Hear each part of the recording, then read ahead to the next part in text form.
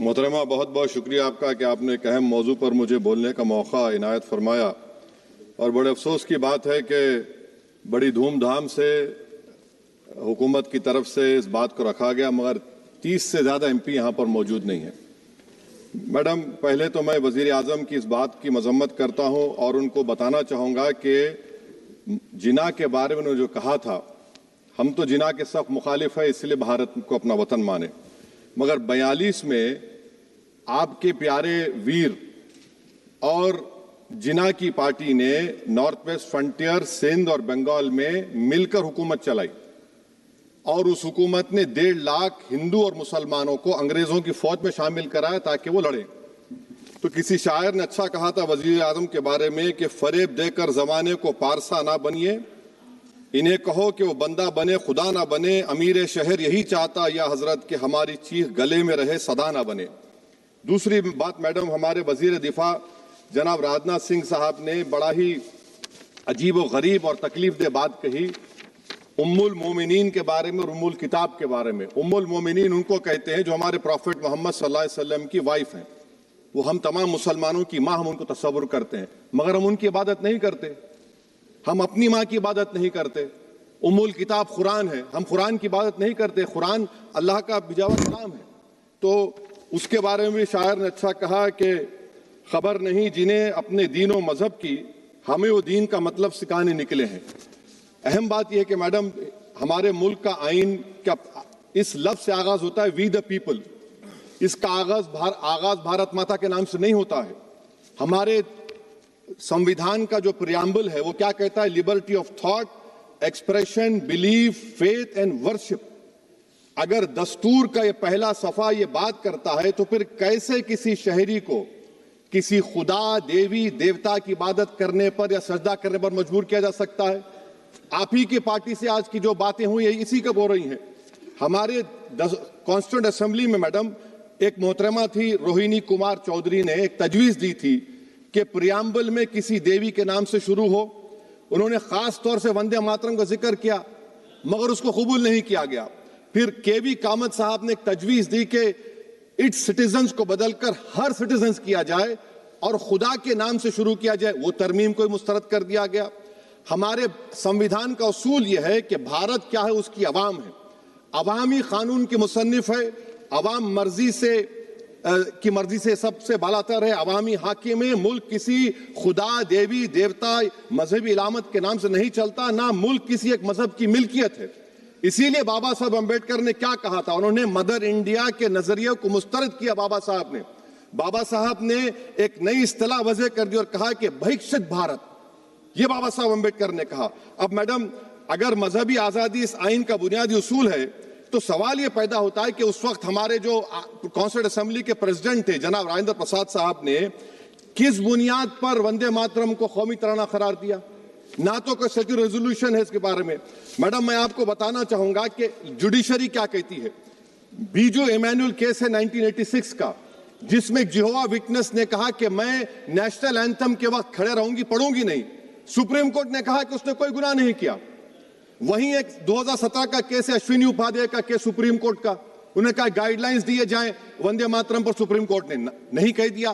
फिर आप आ जाइए madam, prevention of insult act national 1971, इसमें नेशनल सॉन्ग नहीं है, सिर्फ नेशनल एम्बलम और आपका नेशनल एंथम है। फिर आप आ जाइए 40th अमेंडमेंट आर्टिकल 51 है, 76 में पास हुआ, उसमें भी इसका कोई जिक्र नहीं है। मैडम, मैं आपके सामने बताना चाहूंगा कि हमारा भारत एक इसका मजमुआ क्या है। इसमें हिंदू है, मुसलमान है, सिख है, ईसाई है, जैन है, एथिस्ट है, मेहनतकश है, किसान, गरीब, मजलूम और दलित है।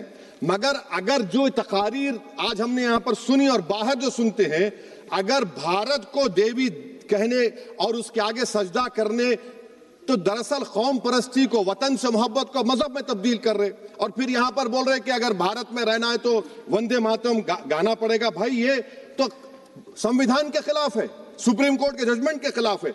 अगर वंदे मातरम मैडम कौमियत का मियार है तो फिर सवाल यह है कि हसरत मोहानी की कौमियत क्या थी जिसने इनकलाब जिंदाबाद का नारा दिया? अगर यूसुफ मेहरली ने quit India, Simon go back का नारा दिया तो उसकी कौमियत क्या थी? अगर हैदराबाद से मौलवी अलाउद्दीन जो मक्का मस्जिद का पहला मुजरिम है काला पानी में, और तुलेबाज खान जो मारकर लाश को लटका दिया गया था हैदराबाद में 8 दिन तक, उसकी कौमियत क्या थी? अगर इनायतुल्लाह काफी जो जिहाद का फतवा अंग्रेजों के खिलाफ दिया मुरादाबाद में, जब उनको 2 दिन में फांसी की सजा दी गई और जब फांसी की सजा के बाद जा रहे हैं तो इनायतुल्लाह मौलाना काफी की जबान पर क्या था? वो रसूलुल्लाह हमारे प्रॉफिट की नात पढ़ रहे थे। क्या पढ़ रहे थे? कोई गुल बाकी रहेगा ना चमन रह जाएगा, पर रसूलुल्लाह का दीन हसन रह जाएगा। तो उनकी कौमियत क्या थी? माल्टा की जेल में महमूदुल हसन, हुसैन अहमद मदनी 6 महीने माल्टा की जेल की ग्राउंड में पड़े रहे, उनकी कौमियत क्या थी? अल्लामा फजल खैराबादी का वो सेल काला पानी का पुकार कर से पूछ रहा है, जो वहीं पर मर गए, खबर वहां पर है, बताओ मेरी कौमियत क्या थी? मैडम, मैं एक मुसलमान हूं, मैं इस्लाम को मानने वाला बावकार इंसान हूं और मेरे मजहब की बुनियादी तालीम तौहीद है, ला इलाहा इल्लल्लाह, नहीं है कोई खुदा सिवा अल्लाह के। और कुरान में अल्लाह क्या बोल रहा? इय्याका नाबुदु इय्याका नस्तईन, तुम मेरी इबादत करो, मुझे मानो। मुझे कहां से मिल रहा? आर्टिकल 25 से मिल रहा है। मुझे कहां से मिल रहा है? Liberty of thought, expression, belief, faith and worship से मिल रहा है। तो इसको जोड़ना ये बहुत ही खतरनाक होगा। और हमारे प्रॉफेट मोहम्मद सल्लल्लाहु अलैहि वसल्लम जब मदीने को गए तो उन्होंने उस वतन के लिए दुआ की, कहा कि अल्लाह मदीने की मोहब्बत हमारे दिलों में और इजाफा कर दे, मक्के से ज्यादा कर दे। तो ये इस्लाम, मुसलमान होना, हमारे ईमान में मुल्क की मोहब्बत बीच में नहीं आती, और मुल्क से मोहब्बत है और रहेगी हमेशा, क्योंकि ये अजीम कुर्बानियां यहां पर शामिल है जिन्होंने जंग आजादी में हिस्सा नहीं लिया। आज अगर वो वतन की मोहब्बत का दर्ज देंगे तो बड़ा गलत होगा। मैडम, मैं आपके सामने एक चीज पढ़ूंगा। 1937 रविंद्रनाथ टैगोर ने लेटर लिखा सुभाष चंद्र बोस को, मैं सिर्फ किसी ने नहीं पढ़ा ये। क्या कहा टैगोर साहब ने? But parliament is a place of union for all religious groups and there the song can not be appropriate. When Bengali Muslims show sign of stubborn fanaticism, we regard it intolerable. When we too copy them and make unreasonable demands, it will be self-defeating. ये मैं इसको ले करूंगा madam, आप देख लीजिए। फिर दूसरी तरफ मैडम आप आ जाइए, मैं यहाँ पर बैठकर, हाँ, जितने तकारीर यहाँ पर हुए सब जनगण मन पर तनकीद किए। तो मैडम मुझे ये कहना पड़ेगा कि जनगण मन पर आप लोग इतनी तकलीफ क्यों उठा रहे हैं? आखिर इतनी तकलीफ क्यों है? तो मैं जब जाकर देखा तो मुझे 28 दिसंबर का ऑर्गेनाइजर मैगजीन का आर्टिकल मिला, जिसमें ऑर्गेनाइजर लिखता है कि what is the moral sanction behind government choice of जनगण मन, accept that it can be made an item of entertainment at the सम्पचुअस parties throne by government officials. आप बताइए, इसका बोलेंगे आप? और फिर उसके काइंड कैसा करते हैं? It will mean we can not love our motherhood. Madam please, it will mean that Vande Mataram is buried alive with the word Jangan Mana on the tombstone, for the tomb will also be of Jangan Mana of the will of the people. इस पर आप क्या बोलेंगे? Madam, मैं आपको ये बताना चाह रहा हूं कि वतन की मोहब्बत हमारे लिए बहुत अहम है, मगर ये बताइए हमको कि अभी मैडम यहाँ पर आनंद मठ के बारे में बहुत कुछ कहा गया। मैं सिर्फ 2 मिसालें आपको देता हूं। आनंद मठ के पेज नंबर 70 और 80 को पढ़ लीजिए। इसके बाद सनातन जहां मुसलमानों के घर पाते थे, इन्हें आग लगा देते थे। आप पेज नंबर 98 पढ़िए। हमें सिर्फ मुसलमानों को जड़ से खत्म करना है क्योंकि खुदा के दुश्मन बन चुके हैं। फिर आप पेज नंबर 115-16 दीजिए। फिर मुख्तलिफ इलाकों में मुसलमानों को सदा देने के लिए भेजे जाते, जहां भी मुसलमान आबादी नजर आती जला दिया जाता। फिर आप देख लीजिए मैडम, सफे नंबर 120 पेज 120, बंकिम लिखते हैं कि सनातियों को मालूम नहीं था कि अंग्रेज हिंदुस्तान को निजात दिलाने वाले हैं। ये आप क्यों कर रहे हैं? अब आप मैडम, मैं आपको पेपर्स दे कर दूंगा। मैडम, भारत में हमारी आजादी इसलिए आई और बरकरार रही कि हमने मुल्क और मजहब को एक चीज नहीं बनाया। हमने ऐलान किया कि हमारी मुल्क मुख्तलिफ तबकात मज़ाहिब पर मुश्तमिल है। हमारे मुश्तरका तकदीर हमारी कौमियत का सरचश्मा है। यह खास जबान, सखावत या मजहब नहीं है।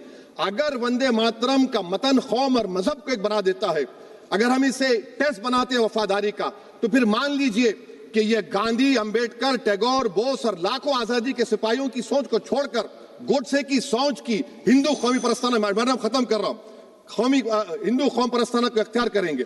मुझे वतन से बेइंतहा मोहब्बत है मैडम, और इंशाल्लाह हमेशा रहेगी। मगर बावजूद इसके कि मेरी मस्जिद, मेरी इबादत गाह, मेरे कपड़े, मेरे कारोबार पर हमले होते, मगर मैं फिर भी कहता हूं कि वतन मेरा, हर वतन को हम छोड़कर नहीं जाएंगे। मगर हुब्बुल वतनी का क्या मुतालबा है? हुब्बुल वतनी ये कहता है कि वतन से मोहब्बत है तो जुल्म को खत्म करो, गरीबी को खत्म करो, बेरोजगारी को खत्म करो, जबर का खात्मा करो, अमन का गहवारा बनाओ, पाकिस्तान की दहशतगर्दी को खत्म करो, एक्सप्लॉयटेशन को रोको, शरारत को रोको, मुल्क के खिलाफ की जाने वाली साजिश खत्म करो। मैडम, भारत एक चमन है जहां पर हर फूल को खिलना चाहिए और अगर कोई इस फूल का अगर पूरे फूल खिलेंगे तो उसकी खुशबू से ये वतन मौतर होगा, मगर अगर इस चमन का माली ये कहेगा कि एक ही फूल खिलेगा, तो मैं जिम्मेदारी के साथ कह रहा हूं, अगर एक ही फूल खिलेगा तो वो सहरा बन जाएगा और माली माली नहीं रहेगा, वो जल्लाद कहलाएगा। तो इसीलिए मैडम हम उम्मीद करते हैं कि हुकूमत इस पर जोर जबर ना करे। मेरा राइट है, यकीनन मैं जानता हूं कि आजादी के लड़ाई में वंदे मातरम का नारा था, मगर अगर आप इसको जबर करेंगे तो ये संविधान के खिलाफ है। वफादारी का सर्टिफिकेट हमसे मत लीजिए मैडम, खत्म कर रहा हूं। वफादारी का सर्टिफिकेट हमसे मत लीजिए। आपके बुजुर्गों के कोई एक किताब में लिख के क्या लिखा है बता दीजिए, कहां पर क्या लिखा हुआ है। तो मैं मैडम मैं इस शेर पर अपनी बात को खत्म कर रहा हूं मैडम, मैं इस शेर पर अपनी बात को खत्म कर रहा हूं मैडम, मैं अपनी बात को खत्म कर देता हूं मैडम, क्योंकि आप बहुत जल्दी में हैं। कि भारत जिंदाबाद, हिंदू मुसलमान जिंदाबाद, दलित जिंदाबाद, ईसाई जिंदाबाद, आदिवासी जिंदाबाद, जो किसी खुदा को नहीं मानते वो भी जिंदाबाद, और मैडम सब पिछड़ा सब आ गया इसमें। तो हम उम्मीद करते कि इस रूह को आप समझेंगे, अगर आप सिर्फ अपनी आइडियोलॉजी को लेकर चलेंगे। और आखिर में मैडम, जनाब बंकिम चंद्रा साहब के बारे में मैं आपके सामने डॉक्यूमेंट लेकर रहा हूं कि उन्होंने बीए का एग्जाम पास नहीं किया था, 7 मार्क्स से फेल हो गए थे, ये भी रख रहा हूं। तो आप जिसको लिटरेरी जायंट बता रहे, ये नहीं है। बहुत बहुत शुक्रिया।